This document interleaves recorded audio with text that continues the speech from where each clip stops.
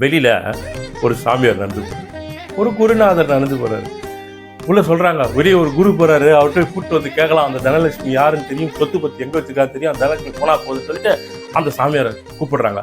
சாமி கொஞ்சம் உள்ளே வாங்க, எங்கள் அப்பா இறந்து போயிட்டார். அதாவது தாத்தா சொல்கிறார், பேரனுங்களாம் சொல்கிறானுங்க, தாத்தா சொத்து எப்போ பேரனுக்கு தான் வரும், அதனால் நாங்கள்லாம் எங்கள் அப்பாவோட நின்றுட்டு இருக்கோம், மொத்தம் 5 பேர் இருக்காங்க இங்கே, நீங்கள் தயவுசெய்து கொஞ்சம் உள்ளே வாங்க, உள்ளே வந்து அந்த சொத்து எங்கே இருக்குன்னு கொஞ்சம் கண்டுபிடிச்சி கொடுங்க, கொஞ்சம் வாங்க சாமி அப்படின்னு கூப்பிட்றாங்க.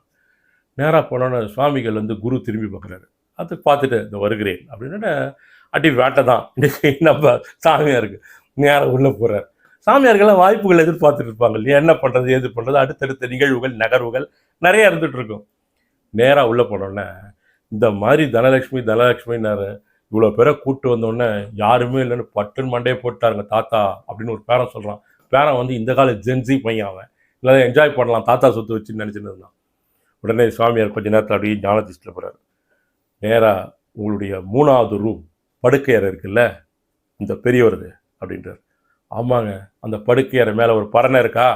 ஆமாங்க இருக்குண்ணா. அதில் ஒரு மூட்டை இருக்கா? தெரியலங்க.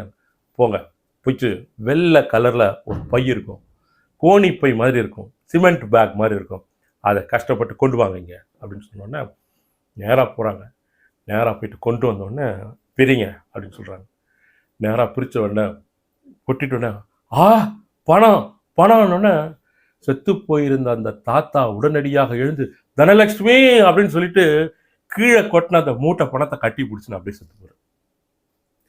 செத்து போயிட்ட உடனே இந்த பையன் சொல்கிறான், அப்பா அடி ஒரு வழியாக தாத்தா போயிட்டாரு, அப்பாவும் போயிட்டாரு, சாமி நீங்களே வந்துட்டீங்க, மொத்தம் நாங்கள் 3 2 5 பேர் இருக்கோம், 3 பையன் 2 பொண்ணு, இதை 5ஆக பிரிச்சுடுங்க அப்படின்னு சொல்கிறாங்க.